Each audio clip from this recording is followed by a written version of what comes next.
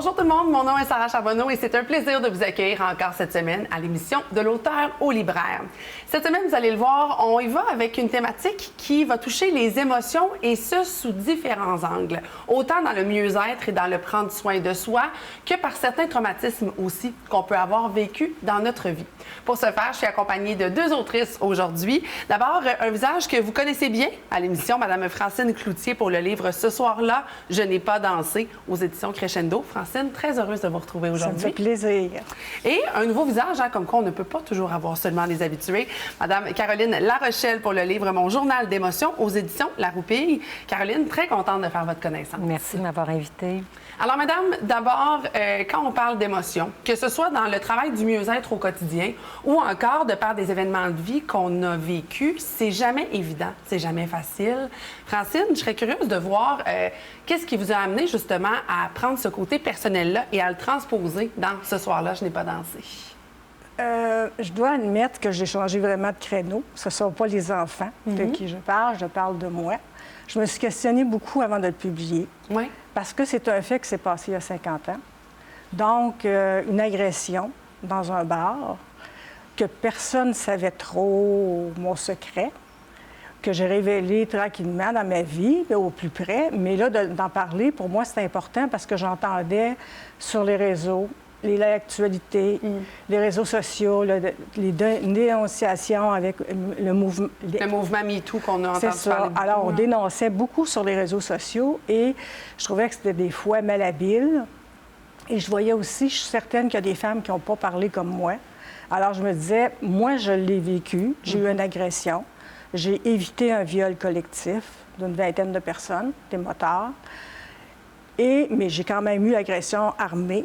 Donc, d'avoir l'arme sur une temple, ça vous ramène vraiment, je dirais, au présent et maintenant, et de dire que j'ai été chanceuse, je n'ai pas été violée, parce qu'il y a plusieurs femmes qui le vivent. L'augmentation des féminicides, tout ce qui se passe aussi, on a décidé d'utiliser les femmes comme une arme de guerre. Ça me touche. Ça m'a révoltée.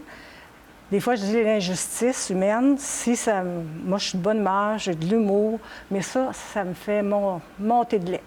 Je suis pas capable. Alors, ça m'a motivée à dire, oui, je me lance, j'ai écrit pour commencer, peut-être que je vais le publier, je vais voir au fur et à mesure. Et je suis certaine que Caroline sera très heureuse d'entendre parler que l'écriture a été un moyen, justement, pour vous de pouvoir traverser ce que vous viviez par rapport à ça, de voir aussi comment on gère ça, ce petit paquet d'émotions-là. Puis à chaque histoire, à chaque écho aussi qu'on entend, même quand ça fait 10, 15, 20, 30, 40 ans, ça nous replonge toujours dans ça. Et c'est là qu'un outil comme le vôtre, un journal d'émotions, peut entrer en jeu. Caroline, après avoir publié nombreux livres, qu'est-ce qui fait en sorte qu'un jour on arrive à cette forme de journal intime, j'aime appeler, avec votre ouvrage? Bien oui, c'est que j'avais publié en 2013 un petit journal pour enfants qui était similaire à celui-ci. Puis, au moment où je faisais des salons, des événements, les femmes passaient puis me disaient « Tu devrais en faire un pour nous, il me semble que ça ferait bien. Alors, à force d'entendre ça, bien, j'ai dit « Oui, ça y est ». Et l'écriture de ce journal-là a été vraiment facile et rapide, là, comme un bouillon de création. Ça s'est passé à peu près en 3 mois, 4 mois. Là, tout était complété là, du début, de l'idée, jusqu'au résultat final. Quand même. Oui. Et d'avoir ça comme outil, je l'appelle souvent comme outil de poche, parce qu'on y va vraiment aux hasards des inspirations, on y va de citations, de questions. Ça nous permet de faire une certaine introspection par rapport à nous-mêmes. Et bien, le genre d'introspection que vous avez fait, vous aussi, Francine, pour votre livre, parce que pour en arriver à la décision de publier, c'est que ce travail-là, à l'écrit, avec les mots, a été fait aussi, là. Oui, effectivement. Est-ce que c'est important, selon vous, en 2024, mesdames, de parler de ces émotions et de vulgariser des histoires et des traumas qu'on peut avoir? Absolument. Il faut Oui. absolument en parler. Mais en parler Mais avant d'en parler à qui que ce soit, je pense que c'est de se retrouver soi-même. Cet outil-là n'est pas juste pour des traumas, là, parce que nous, les femmes, on est un petit moteur d'émotions, n'est-ce pas? Une salade de fruits d'émotions, c'est toujours comme ça, j'aime le dire. Ah, bien c'est bon, j'aime ça. Avec des cerises, des fois, qui sont un peu passées date. Puis ça commence très tôt, donc ce journal-là, à partir de l'adolescence jusqu'à tout le temps qu'on vit des émotions, puis que les hormones sont en jeu, c'est très utile. Ça permet de visiter les émotions. Tu sais, quand tu piges au hasard, ça te ramène à... On ne sait pas quand. Je me plais à dire ça aux femmes, là. C'est qu'on ne sait pas jusqu'à quand ça va te ramener. Si je pige, qu'est-ce qui me rend heureuse aujourd'hui? Si on pige au hasard, qu'est-ce qui me rend heureuse? Bien, ça va aussi te permettre d'en ajouter du bonheur dans ta salade de fruits, comme tu disais tout à l'heure, là. Donc, juste d'en prendre connaissance, c'est très libérateur et voilà. L'effet se fait. Et même chose pour vous, hein, Francine, de prendre conscience de quelque chose et de transmettre tranquillement, bien, le message se fait et c'est là que l'impact peut être plus grand, là. Puis je dois dire que pour moi, c'était réglé. C'était calme à l'intérieur de moi, cet événement-là, ce soir-là, où moi, je voulais danser et je n'ai surtout pas dansé ce soir-là. Je me suis sauvée. Et c'était calme à l'intérieur de moi. Mais avec toutes les émotions qui s'est passées, le féminicide, tout ça, l'épave a remonté. Et là, c'est des questions, la tempête de questions que je me posais. Parce qu'on n'a pas les mêmes réactions à 17, 18 ans qu'à 70 ans. Et les réponses aux questions en elles-mêmes peuvent être différentes au fur et à mesure de notre vie. Et à ce moment-là, j'ai essayé, moi, de résumer ce qui s'était passé ce soir-là avec les yeux de l'adolescente. Et dans les autres parties, c'est plutôt, j'essaie d'analyser tout ce qui s'est déroulé, pourquoi c'est arrivé comme ça, pourquoi j'ai figé. C'est surtout ça, là, toutes les émotions que j'ai pu ressentir à ce moment-là. Mais je me disais, si j'avais été à la police, là, premièrement, j'aurais raconté peut-être une autre histoire que maintenant. Puis quand on dit que, justement, les femmes arrivent, je dis les femmes, ça peut être des hommes aussi, là. Toute personne qui traverse ce genre de situation-là. Parce qu'il y a toutes sortes de formes de violence. Ils vont dire, bien, elle n'a pas dit la même chose qu'au début, il n'a pas dit la même chose qu'au début. Bien, je les comprends. Tu vois tellement avec des yeux différents. Puis tu comprends parce que tu n'as pas de peur devant toi, tu n'es pas figé, tu n'as pas l'arme sur la tempe, tu sens pas l'autre, tu sens pas son respire dans ton cou, tu vois pas les autres motards qui ont envie de te sauter dessus. C'est pas pareil. Fait que le fait de le raconter, me raconter à moi pour commencer, puis de revenir, parce que ça avait déjà été fait, parce qu'un journal, je tiens ça depuis des années. Fait que oui, c'est important. Fait que n'importe quel âge. Je suis rendue à 70, j'écris encore. Fait que là, à ce moment-là, je me dis, bien oui, pourquoi j'ai eu la chance de survivre, de choisir d'être résiliente? Bien, si je peux faire œuvre utile pour quelqu'un, bien tant mieux. C'est vraiment mon but présentement, faire œuvre utile. On va en parler justement, mesdames, au retour de la pause, de comment on fait œuvre utile, comment qu'on peut, avec ce genre d'ouvrage-là, traverser, si on veut, beaucoup mieux des situations difficiles, comme des situations justement où, ultimement, à un moment donné, on souhaite retrouver un mieux-être, une certaine acceptation à travers ce qu'on a vécu. Puis, je suis certaine qu'à vous deux, on est capable d'avoir ces réponses-là. On s'en reparle au retour de la pause.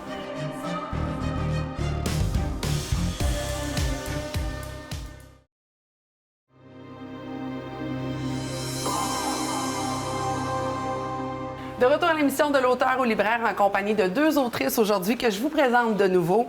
Alors d'abord, Caroline Larochelle pour Mon journal d'émotions aux éditions La Roupille, ainsi que Francine Cloutier pour le livre Ce soir-là, je n'ai pas dansé aux éditions Crescendo. Faut se l'avouer, c'est, Francine, un livre dans lequel vous avez fait preuve de beaucoup d'humilité. De beaucoup aussi de transparence, parce que vous l'avez dit, l'histoire que vous nous partagez est un peu beaucoup la vôtre.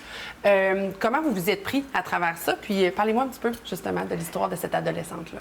Les premiers chapitres, c'est surtout comment j'étais comme adolescente, qu'est-ce que j'aimais faire, où est-ce que je vivais, un petit lieu. Dans le fond, j'étais une fille, une adolescente très tranquille, sportive, qui aimait courir, qui aimait sortir aussi, naturellement. À 17 ans, on aime sortir. Même si je n'avais pas encore 18 ans, j'étais pour l'avoir dans quelques mois. On a tous fait ça, à un moment donné ou un autre dans notre vie, là. Hein? On ne fera pas de caprice ici.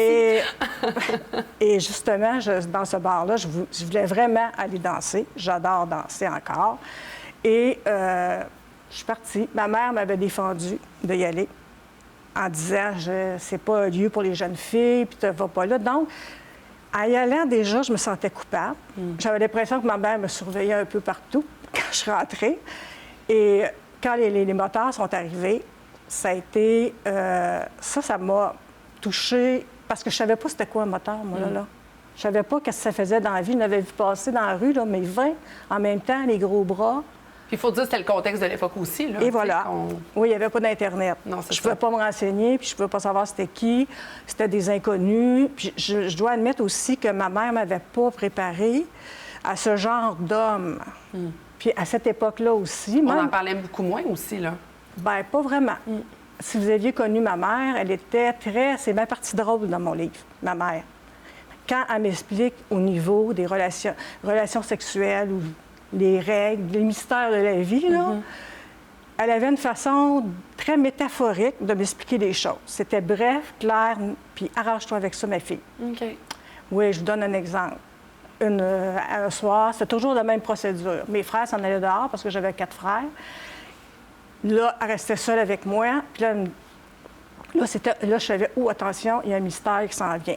Yeah, je vais connaître la vraie vie. On va connaître quelque chose. Et là, je devais avoir 17 ou 16 ans. Elle me dit, en tout cas, arrive jamais pleine ceinture, ma fille.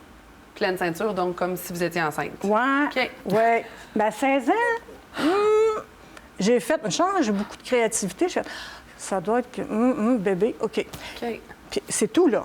Mais déjà, c'était comme compris comme mal vu, donc tout l'aspect relation sexuelle aussi pouvait être interprété à ce moment-là. Là. Fait que, disons qu'on n'était pas préparé beaucoup à ce que c'est un homme, qu'est-ce que ça peut faire. Puis, fait que c'était très simpliste tout ce que j'avais, mais toujours avec, quand je regarde ça avec mes yeux d'aujourd'hui, je me dis, mais mon Dieu, ma mère était poétique. Vous avez su voir sa créativité, j'aime ça. Ça m'a fait rire, mais puis c'était aussi un peu comme ça, même au niveau de l'éducation. Mais c'est sûr que moi, ce que j'espère, c'est que la femme aussi, dans mon histoire, j'étais capable de m'affirmer. J'étais capable, mais par rapport à l'agresseur qui était près de moi, parce que c'est lui, dans le fond, qui attirait la proie pour la soirée et qui la violait le premier. Et ensuite, les autres violaient la fille tant qu'ils voulaient. On s'imagine tout ce qui s'ensuit. Oui, c'est ça. Ça, c'est des détails moins agréables que j'ai su par la suite parce que j'ai réussi à ne pas vivre ce moment-là. Donc, c'est ce qu'on voit, ce qu'on lit dans ce soir-là, je n'ai pas dansé. Oui, effectivement. Puis de voir aussi après, de me questionner sur, oui, mais aujourd'hui, là, est-ce que les adolescents ont une meilleure éducation sexuelle que nous? Je suis pas certaine que c'est mieux, c'est pas pire. Eux autres, c'est le virtuel versus la réalité qu'ils ont de la difficulté à avoir. Ouais. Nous, c'était l'influence, les dernières reliques de la religion catholique. Puis j'ai fait comme tout le monde, les victimes. Quand on entend les victimes, c'est j'ai eu honte. Je me suis sentie coupable. Et là, est-ce que je devais dire ça à ma mère? Jamais de la vie. Ouais. Est-ce que je devais en parler avec mes amis? Jamais de la vie. Ils ne croiraient peut-être pas. Fait que c'est tout ce processus-là qui, encore à ce jour, est actuel dans l'esprit des victimes. C'est encore ça qu'on vit. Donc, d'avoir un ouvrage comme celui-là, ça peut peut-être servir justement, de montrer l'importance de pouvoir parler puis de ne pas se sentir comme ça. Oui, bien les jugements. Le jugement, les préjugés, c'est encore très présent. Et ça, je me dis, quelqu'un qui va dire, tu aurais dû faire ci, tu aurais dû faire ça, comme je disais tantôt. Eh boy! Non. C'est pas comme ça que ça fonctionne. Pas vraiment. C'est vraiment autre chose. Caroline, de votre côté, votre outil est fait autant pour, j'ai envie de dire, les situations de tous les jours, de se poser des bonnes questions. Ça peut être aussi un outil d'introspection et de cheminement de vie aussi. On disait tout à l'heure qu'on ne répond pas aux mêmes questions de la même manière au fil du temps. Et j'ai vraiment l'impression que cet outil-là, on pourrait le ressortir d'année en année et qu'on n'aurait pas nécessairement les mêmes réponses aux questions qu'on y pose. Comment vous avez développé ce journal d'émotions-là? Bien, de un, tu vois, il n'est pas daté, hein? Il n'est Effectivement. pas daté, donc il n'y a pas de journée spécifique. C'est vraiment de piger une page au hasard. Parce que je crois fortement au hasard. Donc, souvent, quand on en pige une, ça va convenir avec la journée, puisqu'on a besoin d'exprimer ou de libérer cette journée-là. Je serais curieuse de faire le test pour aujourd'hui. Ben oui, vas-y donc. Angoissée? Non, pas tout à fait.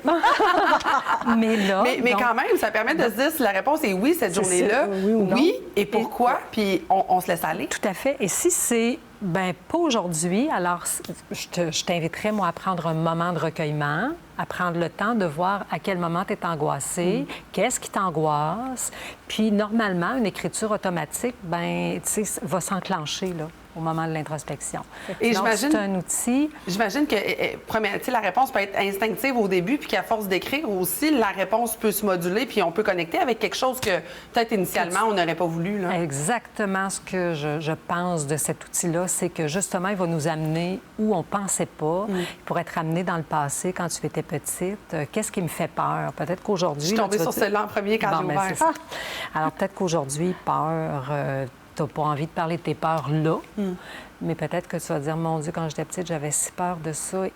Et puis, ça te permet de te découvrir. Ou pour tout le simplement. futur aussi, j'imagine, parce que d'entrevoir certaines questions, exemple, on parle de la peur, peut-être qu'aujourd'hui, en tant que femme de tel âge, j'ai pas telle peur, mais que je pourrais me projeter dans mes peurs dans le futur, par exemple. Puis toi, Sarah, c'est quelque chose, mais quelqu'un d'autre qui est en deuil, qui va recevoir cet outil-là en cadeau, c'est autre chose. Parce qu'encore là, étonnamment, dans les salons, les femmes vont en acheter plus d'un. Ils l'achètent pour elles, ils l'achètent pour leur ami, Ouais. pour leur sœur. Fait que c'est pas rare que je vois 5 livres dans les mains de la même dame, puis parfois, elles vont venir en rechercher le lendemain. Parce qu'elles l'aiment tellement qu'ils veulent l'offrir en cadeau, ma petite fille, et ainsi de suite. Quelque chose que j'aime beaucoup, c'est les citations qu'on retrouve selon chacune des questions.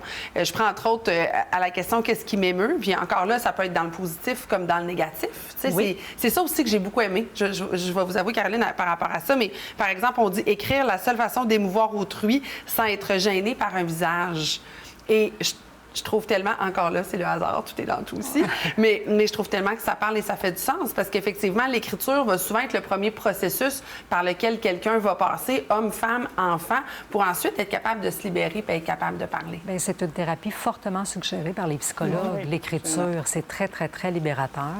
Et puis, évidemment, on n'a pas envie d'écrire quand on vient de vivre une journée full excitée, qu'on arrive du soccer, ou tu sais, c'est au moment où on est en boule d'émotion ou en questionnement qu'on a envie de prendre cet outil-là puis de se retrouver.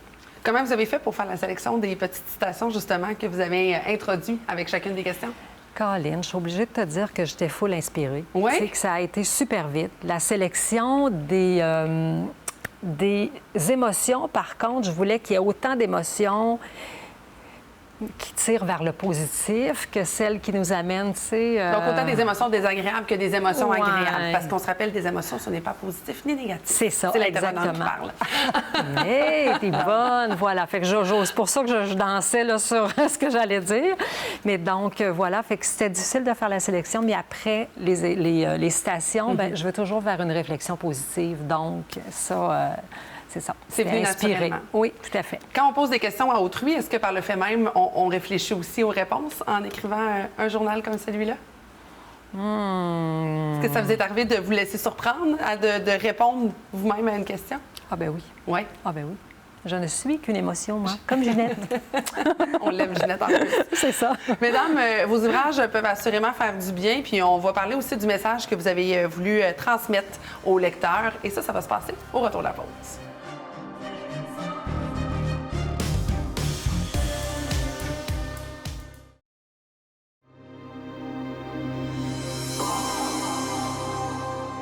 C'est les émotions sous toutes leurs formes qui sont d'actualité aujourd'hui à l'émission de l'auteur au libraire. Et pour ce faire, je suis accompagnée des autrices Caroline Larochelle et Francine Cloutier. Mesdames, déjà, je veux qu'on parle du message, de ce que vous avez voulu laisser comme trace avec vos œuvres. Caroline, je commencerai avec vous. Bien, dans le fond, on sait que les femmes, je l'ai répété tout à l'heure, c'est une boule d'émotions et parfois, on se sent pas entendu. Hein? Ça doit te dire quelque chose. Oui, des fois. Je ne convaincrai pas personne. Alors, non, c'est ça. Alors, le fait de ne pas être entendu, ça crée encore d'autres émotions et de se les libérer soi-même, de s'occuper, de prendre soin de soi, soi-même. Donc, un journal d'émotions, un bain chaud, prendre le temps de l'écrire, ça va éviter des colères à toute la famille, possiblement, de prendre soin de soi. Absolument. Puis des fois, de libérer aussi, petit à petit, c'est mieux que de faire un grand flot de libération. Hein? Je pense que d'être capable de se déposer un peu à chaque jour, ça fait en sorte qu'on accumule moins dans la vie. Aussi, à chaque jour ou pas nécessairement. Et comme je disais, il n'y a pas de date d'expiration, il n'y a pas de date de choisir. Donc, ça peut être une semaine entière à tous les jours qu'on a besoin d'explorer pour éviter justement que ce soit la famille qui en paie le prix de nos états d'âme. Je pense que même dans le positif aussi de faire cet exercice-là, ça peut être intéressant parce que des fois, on a tendance à écrire quand ça va pas bien, mais se pratiquer à écrire quand ça va bien, c'est mieux aussi, puis ça nous aide à mieux écrire quand ça va moins bien. Bien, écoute, si tu piges, c'est quoi pour moi le bonheur? Et puis que là, tu décris tout ce que tu aimes dans la vie, tout ce qui t'apporte des petits bonheurs, peut-être que ça te donnera l'idée d'en rajouter dans ta vie. Tellement. Puis d'en prendre conscience, bien, c'est ça. Alors, c'est des petites bouchées de bonheur, page après page. Oui. De votre côté, Francine, je comprends qu'un ouvrage comme celui-là, ça n'a pas dû être facile à faire, bien que je pense que c'était une mission que vous aviez à cœur pour vous. Est-ce que d'écrire ce soir-là, je n'ai pas dansé, vous a replongé dans certaines émotions qui ont pu peut-être être plus difficiles à traverser? Je dirais que j'ai pas eu tant de difficultés parce que pour moi, c'était réglé. J'avais choisi la vie. Oui. Donc, oui, c'est sûr que ça replonge. C'est surtout le questionnement qui était important pour moi. Puis avec le recul aussi dans le livre, je réussis à parler, à écrire à mon agresseur. Donc, il y a comme un certain processus même pour vous qui s'est fait à travers ça. Là. Oui, je lui ai parlé, et puis pas de main douce, avec des paroles assez directes. Et non, il n'y aura jamais mon pardon. Jamais il y aura mon pardon. Ça ne se fait pas. Alors, j'entends qu'on choisit la vie, mais qu'il y a quand même certaines émotions ou certaines étapes par lesquelles que c'est correct que ce soit de même, puis on respecte ça. Bien, je vais prendre les mots de Marguerite Duras, qui dit « Écrire, c'est aussi ne pas parler. C'est se taire. C'est hurler sans bruit. » Absolument. Alors, oui, ça a fait du bien, parce que même il y a des amis qui ne le savaient pas. Et quand ils ont vu j'ai fait un peu de publicité sur les réseaux sociaux. J'imagine que ça fait écho dans ce temps-là. J'ai eu un petit tsunami. Oui. Tsunami. J'ai eu des drôles de réactions. Comment ça, t'en as pas parlé? Comment ça? Mais pour moi, je n'avais pas compris la gravité du geste. Puis, 17 ans, je l'ai dit tantôt, on ne réagit pas comme à 70 ans. Non. Donc, j'ai compris que oui, c'était grave ce qui m'est arrivé. Mais je m'en suis sortie. Je me suis affirmée comme femme. Puis je souhaite aussi que les jeunes filles apprennent à s'affirmer. Pour moi, c'est un souhait parce que c'est trop... Des fois, on va jouer la victime, on va se provoquer. Et les femmes, puis les jeunes adolescentes, parce que j'ai côtoie dans mon travail, je leur dis, tu n'as pas accepté certaines choses. Parce que j'ai eu des cas de jeunes filles abus par des jeunes garçons. Et je disais, non, tu n'as pas accepté ça. Puis ils se confiaient. Fait que je me permettais de les conseiller en disant, t'en parles à tes parents. Donc, d'où l'importance de l'affirmation, l'importance de la dénonciation aussi, qui est l'objectif numéro 1 de ce livre-là aussi. Oui. Puis de penser il y a des recours. Il faut continuer à les travailler, les lois, parce que c'est pas parfait. Puis si les femmes ne veulent pas dénoncer, ils ont peur, ils sont craintives, bien, plus on va dénoncer, plus on va raconter les histoires de la bonne manière, dans les règles de l'art, on va faire avancer la cause. Puis pas juste, parce que je dis aussi, je reviens mettre en lumière aussi que c'est pas juste la violence physique. Il y a de la violence psychologique. Exact. Dans le travail, il y en a aussi de la violence. Je donne des exemples aussi dans le livre là, que j'ai vécu parce que, veut bien faire. Les femmes, on a tendance à vouloir bien faire. Fait que, oui, des fois, on devient la servante d'eux. Mais il faut être au service de soi-même et au service de son propre bonheur. Je pense définitivement, mesdames, que vous allez peut-être changer la vie d'une ou plusieurs personnes à votre manière. Et c'est vraiment le souhait que j'aurais envie de vous partager aujourd'hui. Avant de présenter vos livres pour une dernière fois, est-ce qu'on peut espérer d'autres projets? Caroline, je sais que normalement, vous êtes dans l'édition jeunesse. Est-ce qu'on replonge dans cet univers-là prochainement? C'est toujours ce qui m'attire le plus, Oui. évidemment, bien que j'ai le projet d'écrire un roman pour adultes, un roman plutôt initiatique, mais le jeunesse est toujours là. J'ai des collections à compléter, puis des petits jeunes à rencontrer à l'école. Puis on les aime assez, c'est le fun. Oui. Et parlant de rencontres à l'école, vous, c'est de ça que vous faites vos quotidiens, de rencontrer ces personnes-là. Mais l'écriture, est-ce qu'on souhaite poursuivre encore? Oui, c'est Assurément. ça. J'ai déjà un projet là, mis en veilleuse qui attend. Et là, je vais lâcher le pédagogique. OK. Oui, je vais continuer plus dans un roman au niveau de l'amitié. Ah, j'aime beaucoup ça. Oui. Mais toujours des belles thématiques qui sont dans vos livres, Francine. Merci. Vraiment, que ce soit dans des fois des émotions qui sont plus difficiles, mais tout de même. Ouais. Il va falloir que je me mette au roman jeunesse, Caroline, pour découvrir vos autres livres quand même. Mesdames, merci beaucoup d'avoir été là aujourd'hui, d'avoir partagé avec nous, que ce soit sur l'univers des émotions ou encore de la résilience. Ça a été vraiment un réel privilège de vous avoir. Merci beaucoup. Ça fait plaisir. Et là, je rappelle vos deux livres, bien sûr. Caroline Larochelle avec mon journal d'émotions au hasard de mes inspirations. C'est aux éditions La Roupille, ainsi que Francine Cloutier avec le livre Ce soir-là, je n'ai pas dansé aux éditions Crescendo. Bien sûr, les deux livres sont disponibles en librairie. Quant à moi, bien sûr, je vous retrouve la semaine prochaine pour d'autres belles découvertes de l'auteur au libraire. À bientôt tout le monde.